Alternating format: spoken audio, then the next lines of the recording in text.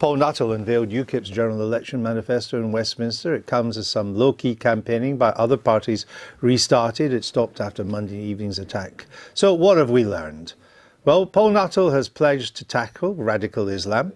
He said anybody who left the UK to fight for so-called Islamic State should forfeit their passport and never be allowed to return. The manifesto promises 20,000 extra police officers, 20,000 extra troops, 7,000 extra prison officers and 4,000 extra border guards. UKIP would reduce net migration to zero within 5 years and they would ban the wearing of face coverings in public places. UKIP are offering an extra £11 billion every year for the NHS and social care by 2022, and that would be funded largely by cuts in foreign aid.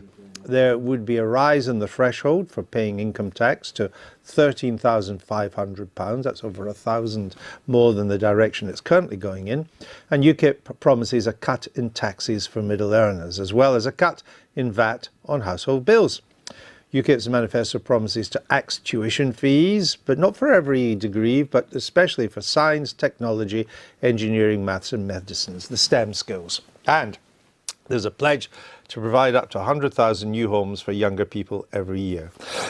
Excuse me. On pensions, UKIP would maintain the triple lock, which sees them rise by the higher of prices, average earnings, or 2.5%. Now, launching the manifesto, UKIP leader Paul Nuttall described the decision to launch it as a message to terrorists that they will not win. It is the duty of democratic politics to confront the most serious issues of our time, and a general election campaign is the most appropriate moment for those issues to be debated. It is also our chance to send a message to those who hate our way of life, our values and our democracy. The message is clear: you will not win. Expressing sympathy with those killed and maimed in Manchester is important, but it is not enough to light candles or signal our upset on social media. When you are a leader of a political party, you have a duty to set out how you would protect the people of your country from the threat to their entire way of life.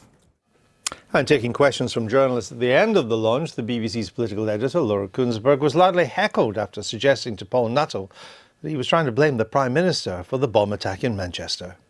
It sounds like you're near as damn it blaming the Prime Minister for this attack and the circumstances that led to it.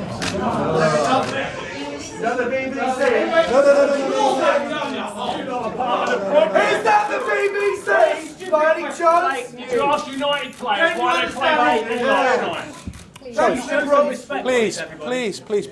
Please, let's be respectful. No, I'm not accusing the Prime Minister. I'm saying that politicians in this country have been weak on this issue for many years. In terms of their record as Home Secretary, I think it's appalling. This is a Home Secretary who cut the numbers of police officers, cut the number of border guards, cut the number of prison officers. I'm sorry, it isn't a good record at all.